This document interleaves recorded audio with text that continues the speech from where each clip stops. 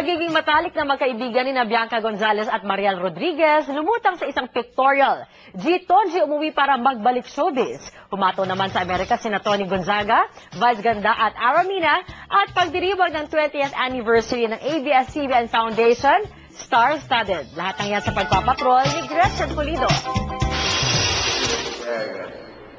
Napakaglamorosa ng dating ni Bianca Gonzalez at Mariel Rodriguez sa kanilang pictorial para sa isang brand ng damit.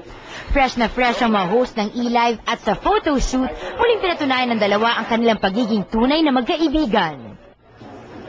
Nagbabalik eksena naman ngayon si G-Tonji. Mula sa Amerika, umuwi si G para mag-shoot ng isa sa anniversary episodes ng MMK.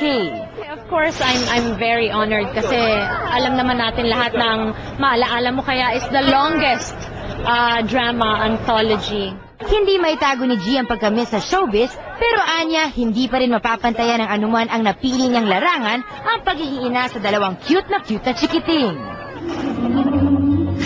Pumataw naman sa Amerika sina Tony Gonzaga, Vice Ganda at Aramina. Bilib na bilib sa tatlo ang mga nakapanood na hindi lang napakanta, kundi napahalakak din sa kakatawa sa kaibang concert ng tatlo na patunay na naman ang galing ng Pinoy sa larangan ng entertainment. Star-studded naman ang 20th anniversary show ng ABS-CBN Foundation na pinangungunahan ni Miss Gina Lopez.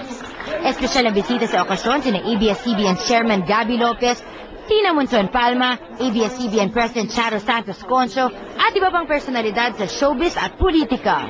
All-out din sa performances ang pinakamalalaking pangalan sa industriya tulad ni Lea Salonga, Charisse, ang magamang Mr. Pure Energy Gary V at Ciara, Ryan Cayabyab, Huli Desma, at iba pang mga batikang mga awit. Hindi rin syempre mawala ang King of Comedy na si Dolphy sa makasaysayang okasyon.